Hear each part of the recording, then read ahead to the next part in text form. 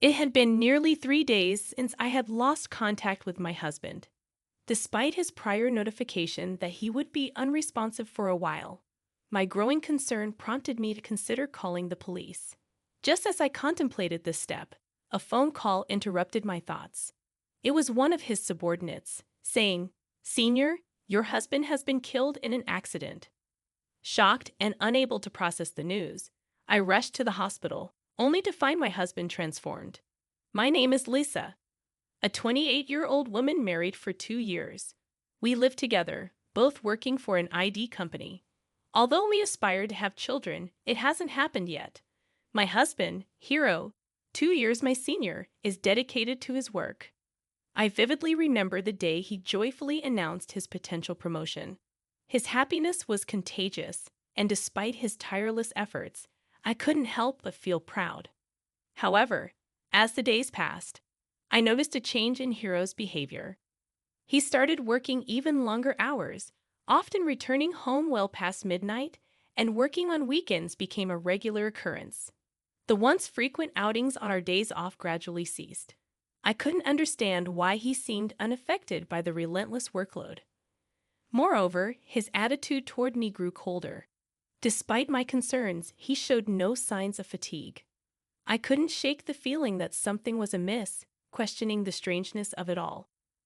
Determined to address the growing concerns about my husband's changed behavior, I waited for him to return from his overtime work. As he walked through the door, exhaustion evident on his face, I mustered the courage to broach the subject. "Can I talk to you for a minute?" I asked. His response was curt. "What is it?" "I'm tired and want to go to bed early." I pointed out his habitual late-night phone use before sleep, suggesting it might be affecting his rest. His defensive reaction was swift. "What I do with my free time is up to me, right?"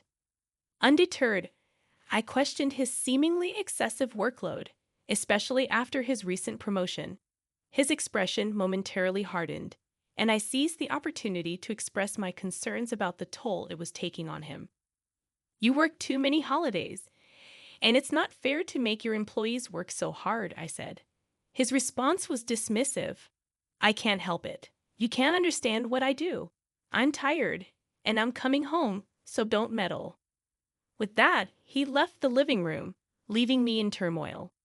The unease lingered, and one fateful day, after a work-related accident that left me bruised and hospitalized, I desperately tried to reach him for support.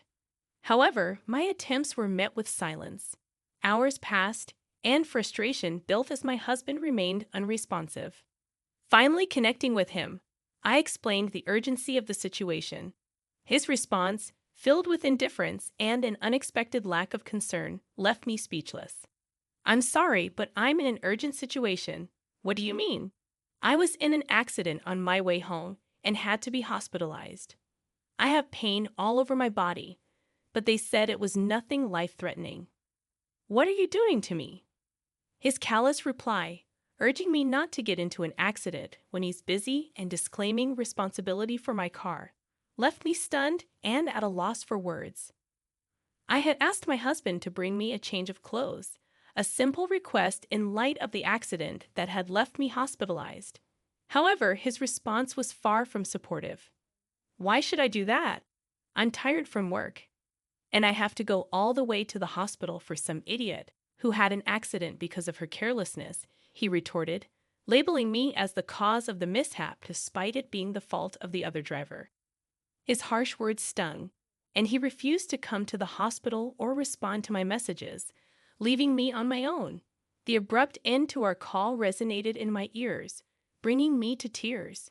It was disheartening to see how indifferent he had become, prioritizing work over my well-being. With no family nearby, I had no option but to procure what I needed from the store. Despite numerous attempts to contact him, 3 days passed without a response. The worry intensified as I considered various possibilities, including the unsettling thought that he might have been in an accident himself. Just as my concern reached its peak, a knock echoed in my hospital room. Answering the door, I was greeted by Yuri, a colleague I typically got along with. Grateful for her visit, I explained the situation. Yuri expressed her surprise upon learning about the accident and reassured me that, despite the severity of the incident, I was fortunate to be doing well. As we conversed, the visiting hours came to an end, and Yuri, preparing to leave, hesitated.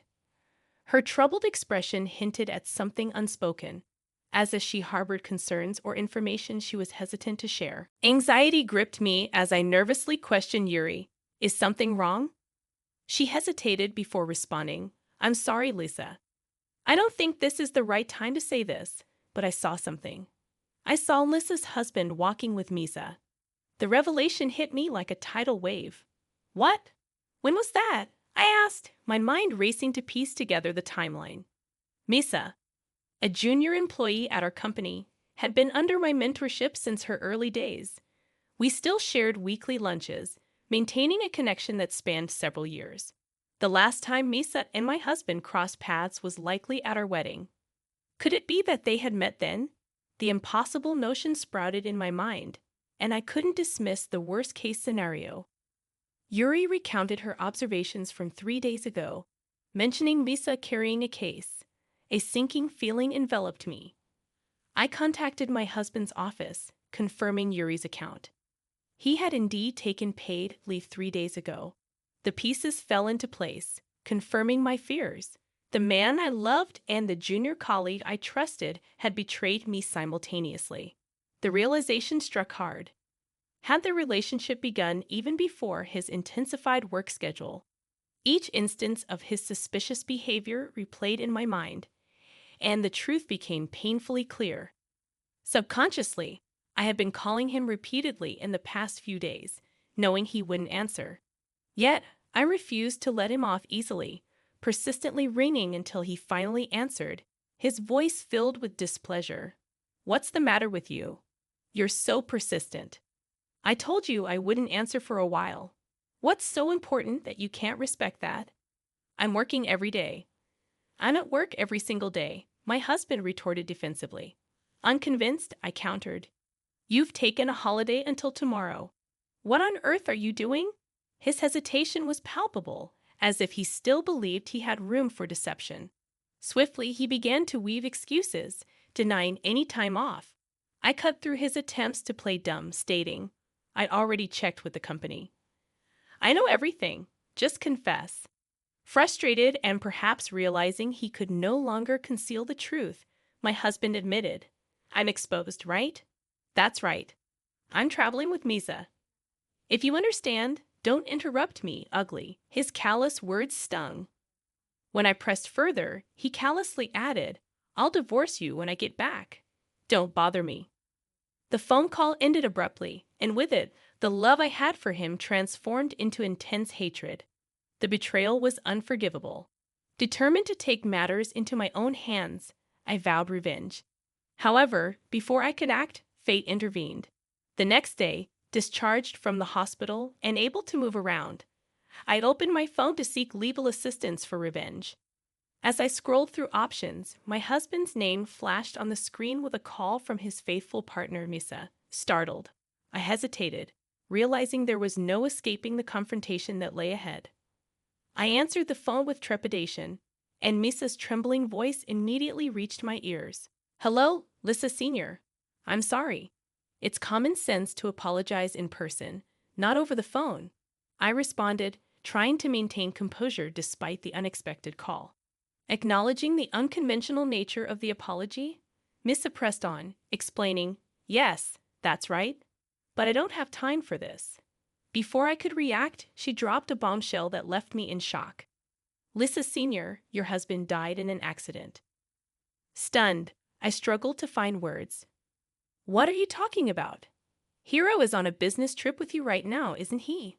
I countered, desperately clinging to the hope that there was some mistake. Misa proceeded to share a heartbreaking story.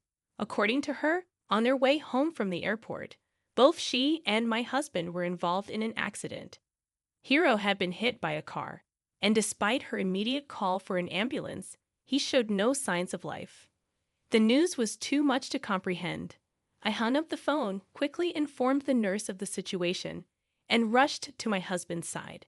contrary to my expectation of finding him in a mortuary. Hiro was still alive, but seriously injured.